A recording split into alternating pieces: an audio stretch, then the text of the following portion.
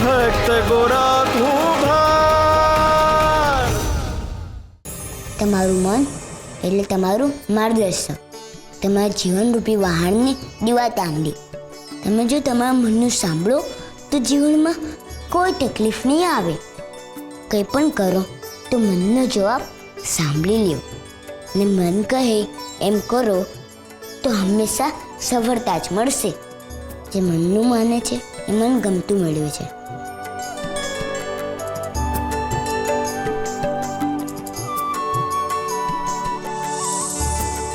આ ગોરાની વાતમાં વજન તો છે હો. હવે થોડું વજન છે નર્યો, ભાર છે ભાર. આ મારું તો માથું દુખવા માંડ્યું. આ છે ને પોતાને બચવા હાટું આપણને ઊંધારા વાળે ચડાવે છે. આખી જિંદગી મનનો અવાજ નો સંભળાણો અને આજે અચાનક સંભળાણો. હે, મનને વાચા ફૂટી નીકળી. કાકા, મનને વાંચે તો હતી જ, એ બોલતું પણ હતું. બહારના ઘોંઘાટના લીધે તમારા મનનો અવાજ તમારા કાન સુધી પહોંચી નતો શકતો. લાખ વાતની એક વાત, આ ગોરા રહ્યો ની એ જ અમારા અવાજ કાઢીને અમને હેરાન કરે છે. પણ જો હવે એને અમને પજવ્યા ને તો પરિણામ સારું નહીં આવે. હા,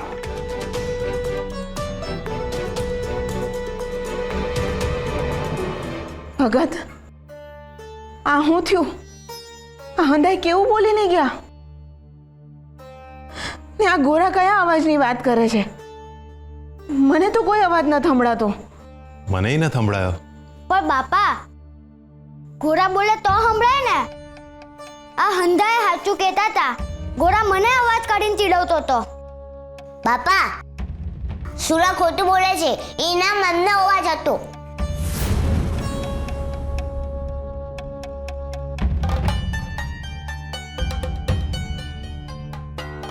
ગુરા, હાચી વાત કે બેટા?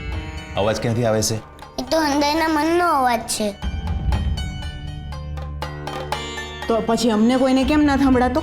પણ એ તો જે ખોટું કરે છે ને એને જ સંભળાય છે. જે ચોરી કરે, ખરાબ કામ કરે, ખોટું બોલે અને એનું મન કાંઈક કે છે. લોકો મનનો અવાજ નતા સાંભળતા એટલે હવે જોરથી સંભળાય છે. આ હંધી તને કેમ નહીં ખબર? એ તો હું સૂરજ મૂરખ થોડું છું. હું હોશિયાર છું એટલે મને ખબર પડી ગઈ. અને હમણાં તું આ ઊભો રહીને મોટી મોટી વાતો કરતો હતો, ઈ હંધુય તને કોણે શીખવાડ્યું? હું ને શ્યામ કાકા રસ્તામાં હાલતા હતા ને બોલતા હતા તો મેં સાંભળીને યાદ કરી લીધું. એટલે ગોરા, હાચેમાં તું કોઈનો અવાજ નથી કાઢતો ને? તને મારા ઉપર ભરોસો નથી? હવે તારા તોફાનોનો કોઈ ભરોસો નહીં ભાઈ. હું સાચું કહું છું. જો મારી જીભ તો પછી છે ને, હવે તારે 2 દી સુધી ઘરની બહાર જ નથી નીકળવાનું. પછી જોઈએ તારું નામ કેમનું આવે છે. આ ગામમાં કાંક થાય ને એટલે ઓડિયો ધોડિયો મારા ગોરાન માથે જ આવી જાય છે. હવે જોઈએ આ વખતે તારું નામ કેમનું આવે છે. આપણે વાંકમાં જ ન થવું ને. આપણે ઘરની બહાર નથી જવાનું, બરાબર? પણ માં, ના કહીને એકવાર મોઢા પર આંગળી મૂકી દે. બસ, ઘરની બહાર નથી જવાનું. બેસી જાય. જો આ મનનો અવાજ છે તો મારે એ અવાજને છે ને સાંભળવો જ પડશે. ખાતરી તો કરવી જ પડશે કે ગોરાની અને ગામવાળાની વાતમાં તથ્ય કેટલું છે. પણ એ હાટું મારે ખોટું કામ કરવું પડશે.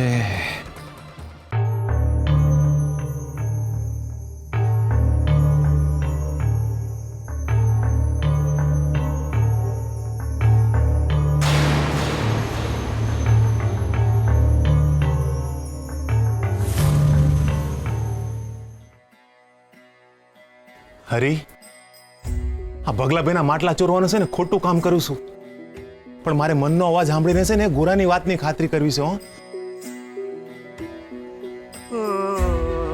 એક જ માટલું લો, બસ. એક કામ કરું, જે માટલું નકામ હોય ને એ લો, બચારા ભગલાભાઈને છે ને નુકસાન ન થાય. આ માટલું છે ને કઈ કામનું નથી લાગતું. આટલું ખોટું બરાબર છે.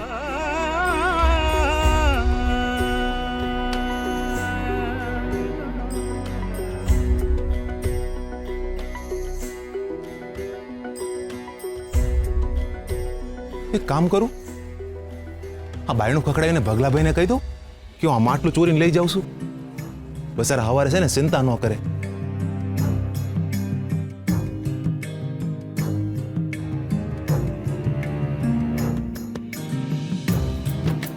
એ પરમાં શું કરે છે?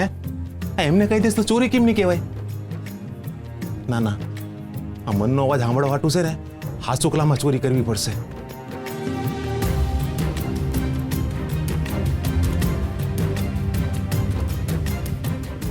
કેટલા સુંદર માટલા છે નહીં? આવા હારા માટલા બનાવવા હાટું ભગલાભાઈએ કેટલી મહેનત કરી હશે. આ હું કેમ ન ચોરી શકું? હરી રાજી નો રે. ના ના, મારાથી છે ને ભગલાભાઈનું નુકસાન ન કરે.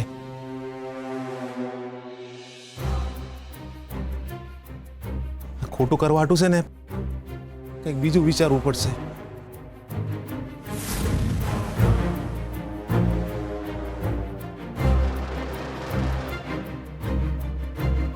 કયું ખોટું કામ કરું? આ ખોટા કામ કરવાના વિચાર કેમ ન આવતા?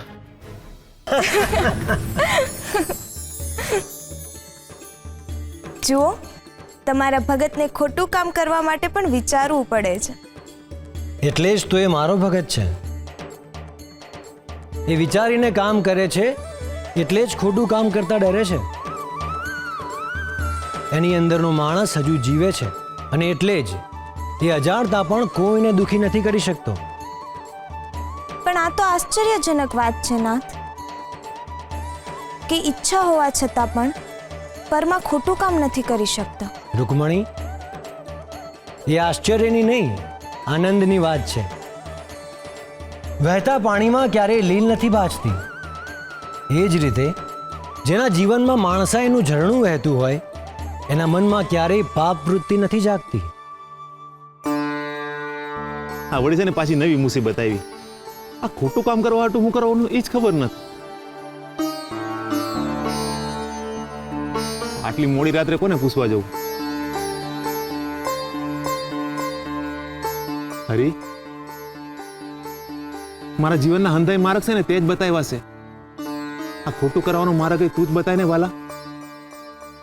મને તો છે ને સદાય મારા મનનો અવાજ સંભળાયો એમ જ લાગે છે. પણ આ મનનો અવાજ કાને સંભળાય છે એ સાંભળવો છે મારે. પારખવા હાટું થોડું ખોટું કરવા દો ને. હું છે ને એ પાપનો ઉપવાસ કરીને પ્રાયશ્ચિત કરી લઈશ. પણ આ વાતનું તથ્ય જાણવાની છે ને ઈચ્છા છે મારી. જોયું રૂકમણી, પરમાં જેવું હૃદય હોય તો સ્વર્ગ અને ધરતી વચ્ચેનો ભેદ જ રહેતો નથી. પરમાં મૂલ્યોને જાણે છે એટલે જ એનો આત્મા જાણીને પણ ખોટું કામ કરતા ડંખે છે. સિદ્ધાંતો જ માણસને માણસ બનાવીને ઈશ્વરની નજીક લાવે છે અને પરમાં જેવો મનુષ્ય જ સાચા અર્થમાં ધરતીના ફેરાને સફળ બનાવે છે.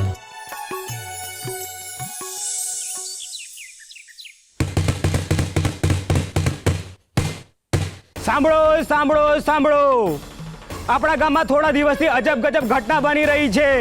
લોકોના કાનમાં અલગ અલગ અવાજો સંભળાઈ રહ્યા છે. ગોરાની ગેરહાજરી હોવા છતાં અવાજો સંભળાઈ રહ્યા છે, જે ચિંતાની વાત છે. એથી પૂજારી બાપાએ આ સમસ્યાનું સમાધાન કરવા માટે આવતીકાલે ચોરા આગળ કર્ણ સફાઈની ગોઠવણ કરવામાં આવી છે. તો બધા સમયસર પહોંચી જવો.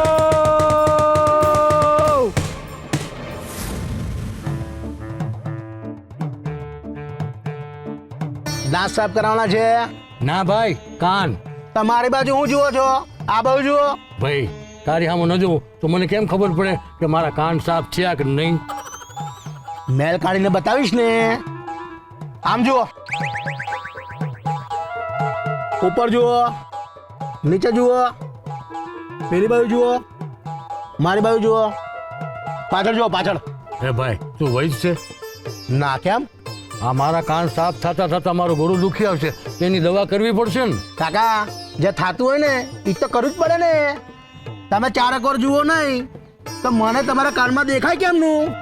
રોયા, આપણે ખેતરે ખેતી કરવા જઈએ તો ખેતર ન ફરે, ચારેક વાર આપણે જવું પડે. એમ તારે તારી આખું ફેરવી પડે, મારું ગળું નહીં. અને એમ કરતા તને ન ફાવતું હોય ને આ તો મારું કાન કાઢી અને લેતો જા ઘરે, એમાં તેલ રેડી અને પાછું મારે ઘરે મોકલી દેજે.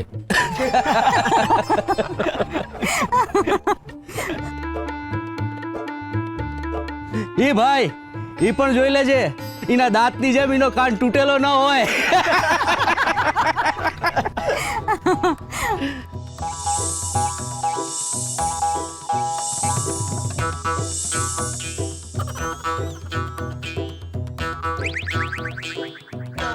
કીધું મેં ડાયો થામા, સીધો સીધો બે.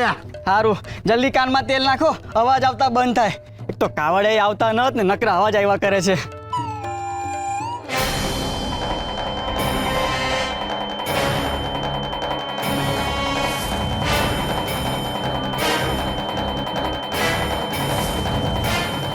અલ્યા ભીખલા, કાવડિયા કઈ હાલતા હાલતા તારે ઘેર ન આવે.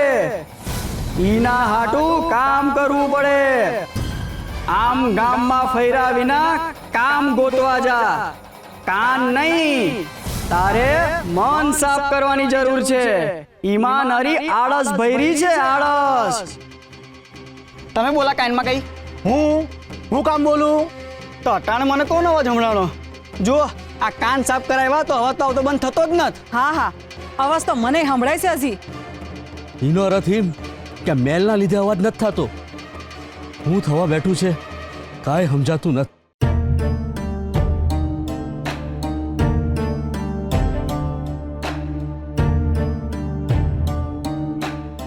હવે શું કરશું પૂજારી બાપા? તેલ તો કાનમાં વયું ગયું પણ અવાજ બહાર નથી જાતો. એ તો હજી હમણાં જ છે. જ્યાં સુધી ગોરા ગામમાંથી નહીં જાય ત્યાં સુધી આ અવાજ પણ બંધ નહીં થાય. આ અવાજ ગોરા અને પરમાના કારણે જ થઈ રહ્યો છે. એ બંનેને મહારાજ સમક્ષ હાજર કરવા જ પડશે.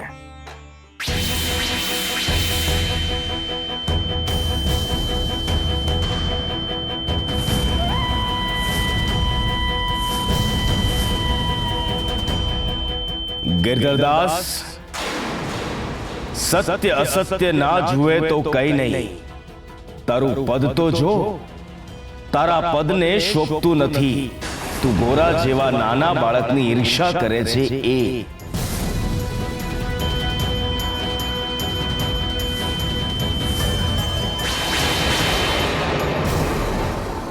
સાંભળો, ભગવાન કૃષ્ણનો સંદેશો મારા સુધી પહોંચ્યો છે. આવાજ ગોરા અને પરમાએ તાંત્રિક રીતે ઊભો કર્યો છે. આપણને સૌને વશીભૂત કરવા માટે આનો ઉપયોગ કરવામાં આવે છે. પરંતુ આપણે સૌએ એ અવાજને અવગણવાનો છે.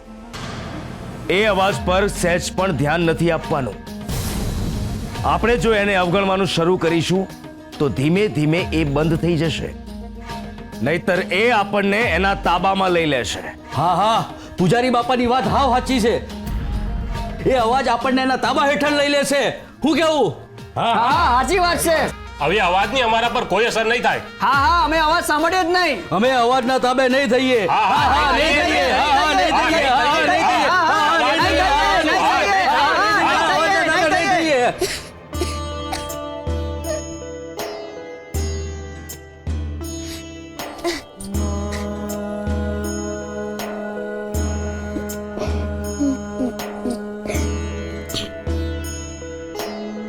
હું થયું ભગત?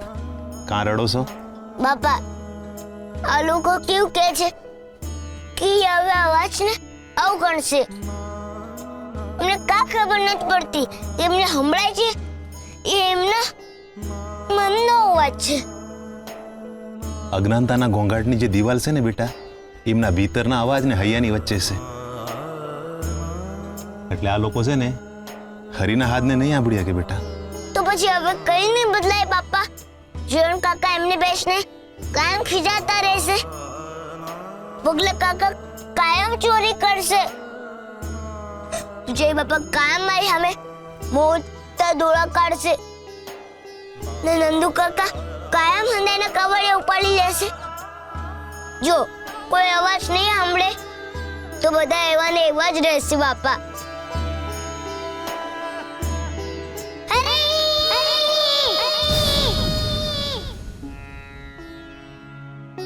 દેવી ભાભી, હા ભાઈ. આજે મેળાનો છેલ્લો દી છે. હવે પેલા દી તો મારે કામ આવ્યું એટલે ન મેળ પડ્યો, તો આજે ગોરાને લઈ જાઉં. ગોરા અને ભગત તો અટાણે ઘરમાં જ નથી. ઈ આવે ત્યારે લઈ જાજો. માં, ઘોડા આવી ગયો.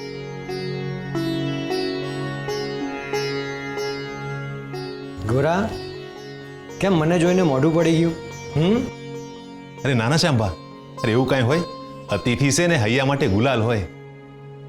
અને આ તો છોકરું છે, આ ઘડીક મોજમાં ને ઘડીક ઉદાસીમાં એવું. ગોરા, અહીં આવતો. તમે આવી ગયા? તું હાથ પાડે ને હું ન આવું એવું બને ખરું? હાલ મેળામાં. બાપા, જા જઈને આવ, મન છે ને ખુશ થઈ જાય. જા સુરા બેટા, બીજી વાર તને લઈ જઈશ. પરમાબા, આમ તો સુરાને લઈ જાત, પણ જેમ મેં તમને પહેલા કીધું એમ 2 છોકરા મારાથી નહીં અચવાય.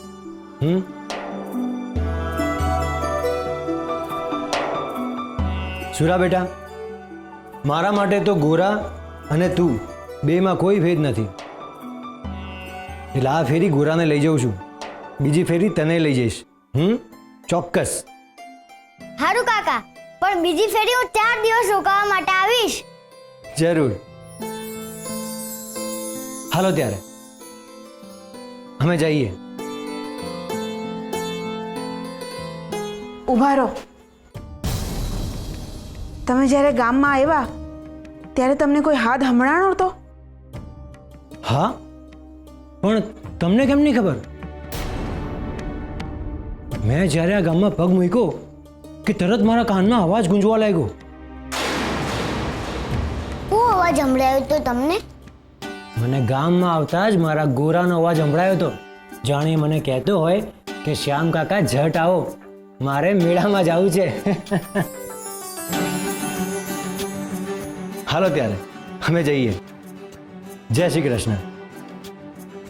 જય શ્રી કૃષ્ણ. જય શ્રી કૃષ્ણ બાપા. જય શ્રી કૃષ્ણ.